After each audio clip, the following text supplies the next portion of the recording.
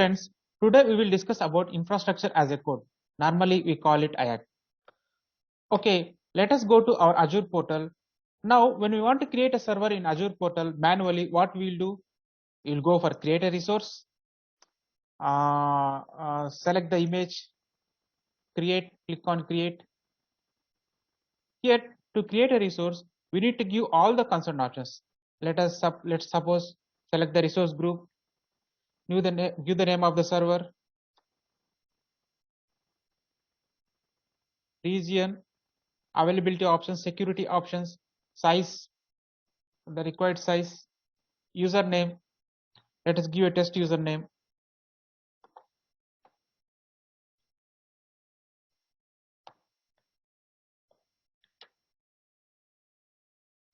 Let us give a test password.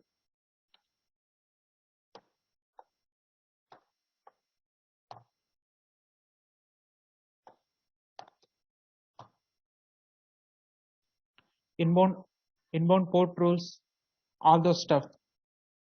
Disks options, networking, management, advanced, tags. So in this way, we need to give all the concerned options that are required to create a server. And tags, if you want to give, you can give any tags here. Let us see, we are creating it. I'm currently located in India. Let us give the tag. And finally, review and create. If you want to create a server, we mean manually in cloud, we need to go to create a resource, click on the type of server we need to create and enter all the required options like type of the disks and username, password, availability options, networkings, tags, and all the stuff. So if we need to give all these details as input while creating a server in portal. Okay, so it will take approximately 5 minutes for us to create a server. Okay, first suppose tomorrow the client comes back and asks us to create 1,000 servers. Imagine 1,000 servers. So he'll give us all the required options for us to create all the 1,000 servers. So if you go on manually creating all the 1,000 servers manually, it's a tedious process. It's impossible. And also while creating server and while entering all the required options like networking, tags, username, password, disk details, there are possibilities of errors, and also it's very time-taking process. So let us see how infrastructure as a code. In infrastructure as a code, as the name suggests, we will be using code to create an infrastructure. Previously, we followed manual process to create server. Let us see this file. So this file contains a piece of code. So using this piece of code, we can create a resource group in Azure portal.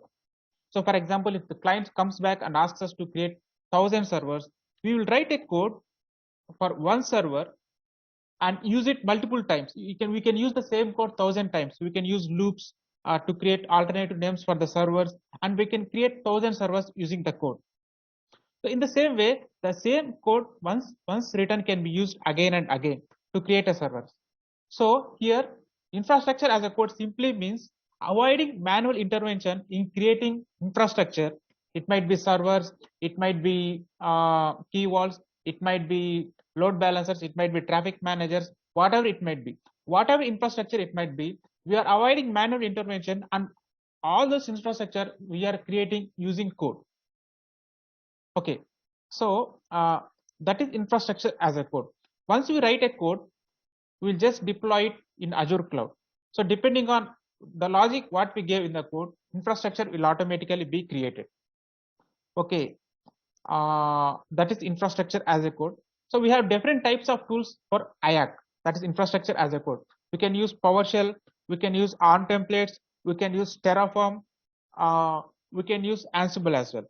So PowerShell is a procedure-oriented language, and it's a tedious process to use PowerShell to create a server. ARM templates is the another important one, and it is also very useful for us. So, but ARM templates has its limitation. That is, once we write any ARM templates code, we can use it only in Azure cloud. We cannot use the code for other. We cannot use the code for other clouds like GCP or AWS.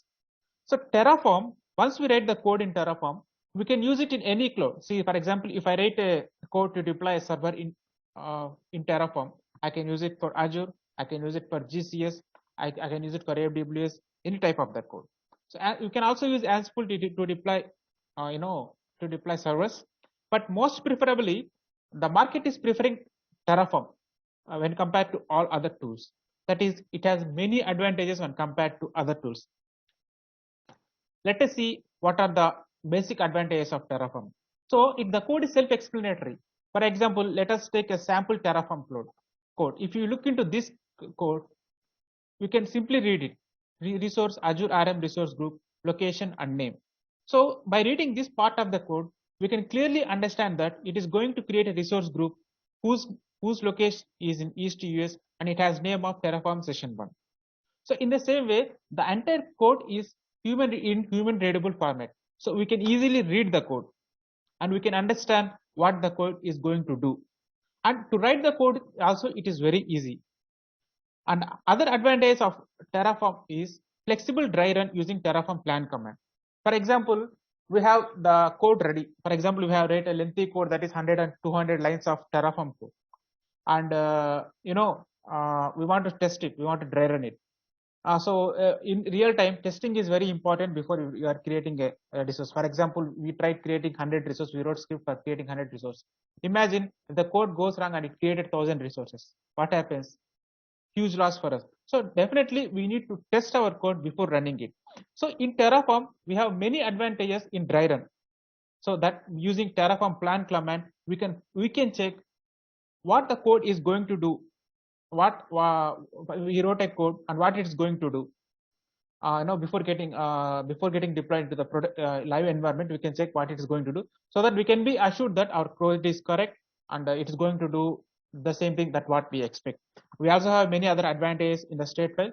Going forward, we will see how Terraform works, and then step by step you can understand how. So what are the advantages it has when it compared to other IaaC tools.